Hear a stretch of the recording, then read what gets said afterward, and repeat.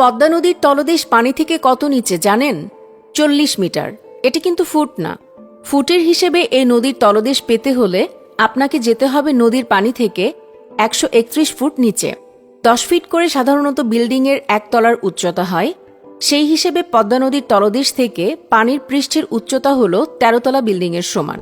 কিন্তু ব্রিজের কলামগুলো অর্থাৎ পিলারগুলো 13 তলা বিল্ডিংয়ের মতো বানিয়ে শুধু পানির নিচে তলদেশে রাখলেই ব্রিজ হয়ে যাবে? এগুলো ভেসে যাবে না? ভাই, এটা পদ্মা। এরকম হাজারটা 13 তলা বিল্ডিংও অনায়াসে গিলে ফেলতে এর সামান্য কষ্টও হবে না। তাহলে শুধু কলাম তলদেশে নিলেই হবে না, এগুলো গাঁথতেও হবে। এখন নদীর তলদেশের মাটি হয় বালি টাইপের, নরম কাদার মতো। যা দেবেন তাই হারিয়ে যাবে, পাথরের মতো শক্ত না।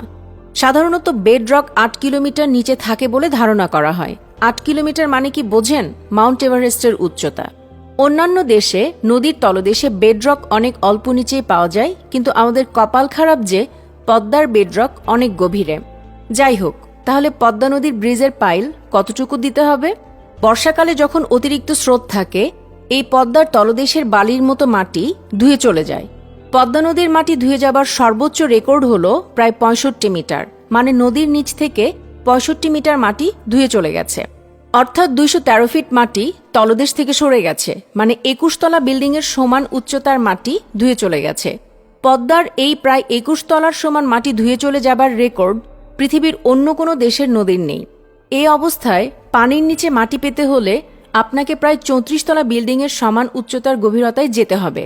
তাহলে আপনাকে ব্রিজের যে কলামগুলো দিতে হবে সেগুলোকে 105 মিটারের বেশি লম্বা হতে হবে, মানে 34 তলা বিল্ডিংয়ের চেয়ে লম্বা কলাম। এখন নদীর সব স্থানের অবস্থাও এক না, কোথাও মাটি ধুয়ে যাবার পরিমাণ বেশি, আবার কোথাও কম। আপনি নিশ্চিতভাবেও বলতে পারবেন না কোথায় কতটুকু মাটি ধুয়ে যাবে আর কোথায় গাঁথতে হবে, আর আপনার এত সাধের লম্বা কলামটা ভেসে যাবে। এজন্য পদ্মা সেতুতে মোটামুটি গড়ে 120 মিটার পাইল দেওয়া হয়েছে। 120 মিটার মানে প্রায় একটা 40 তলা বিল্ডিং। এই 40 তলা বিল্ডিংয়ের সমান লম্বা পাইল বসানো হয়েছে। 120 মিটার, এটা কিন্তু ফুট না। এটা গেল পাইলের গভীরতা। এবার চলেন দেখি পাইলের সাইজ কেমন, আকার কেমন। পাইলগুলো গোল গোল 40 তলা বিল্ডিংয়ের সমান লম্বা সিলিন্ডার।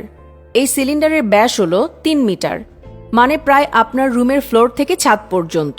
এটা হলো ব্যাস। পাইলগুলো বানানো হচ্ছে স্টিলের পাত দিয়ে। বেশ পুরো এই পাতগুলোকে মুড়িয়ে সিলিন্ডার বানানো হচ্ছে।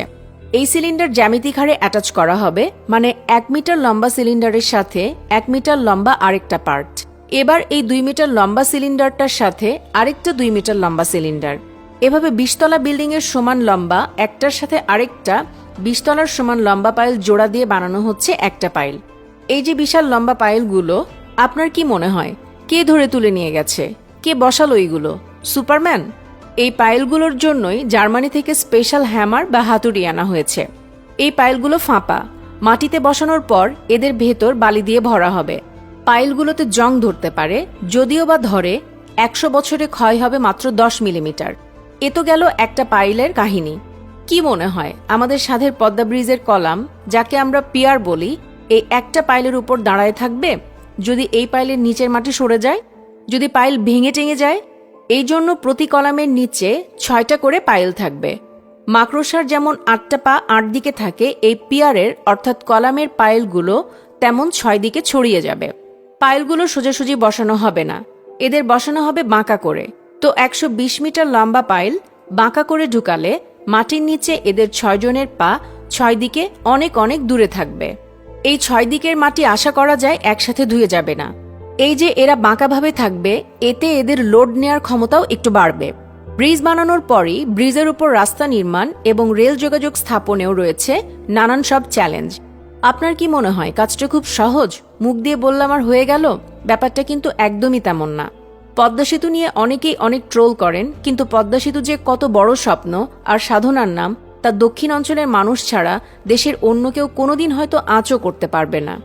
সবকিছু মিলিয়ে 21 শতকের ইঞ্জিনিয়ারিংয়ের অন্যতম চ্যালেঞ্জ এই পদ্মা সেতু নির্মাণ, যা পুরোপুরি সম্পন্ন হতে আর অল্প একটু বাকি। সফলভাবে সম্পন্ন হবার পর এটা সত্যিই বাংলাদেশের জন্য না, গোটা বিশ্বের ব্রিজ ইঞ্জিনিয়ারিংয়ে যোগ করতে যাচ্ছে এক নতুন দিগন্ত। পদ্মা সেতু নিয়ে আপনাদের কোনো মূল্যবান মতামত আমাদের কমেন্টে জানাতে ভুলবেন না।